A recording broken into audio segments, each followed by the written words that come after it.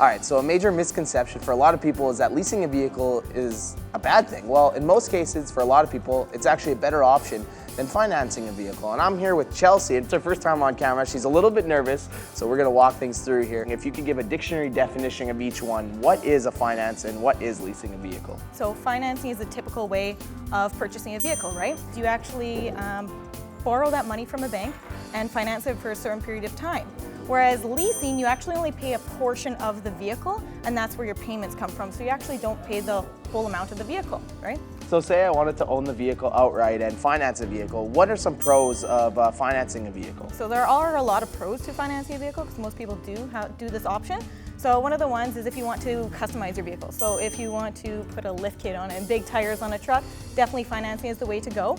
Another option would be if you do a lot of kilometers. So if you drive to and from the city every single day, finance is definitely the way to go as well. And then one of the best things about financing is when you do pay off your loan, you own it and you can sell it, you can keep it, do whatever you want with it at the end of it. Now say if I wasn't exactly sure about financing and I was looking to more of a lease, why is it a better option for people to lease a vehicle as opposed to financing? So some of the really good options about leasing is that your payments will actually be lower than as if you were to finance. That's a pretty big thing on a lot of this list, right? Oh, for sure, fits in the budget, right? Yeah. It's also a shorter period of time as well.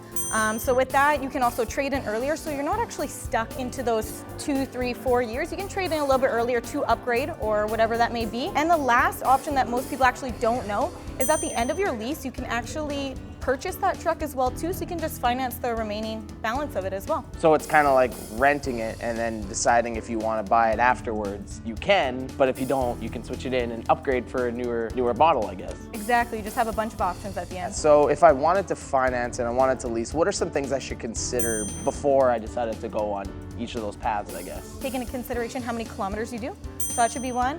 Also, how long you keep your vehicle. If you're a person that likes to get a new vehicle every 2 years because you like to keep up with the technology, leasing would be a very good option as well too. Also what you want to do with the vehicle as well. So it just depends on all those things that you use it on an everyday basis. Cool, awesome. Well, thanks a lot, Chelsea. No problem. If you have any more questions for her, you can give her an email. It's right over there. And same with the phone number, right over there. Thanks, Chelsea. Thank you.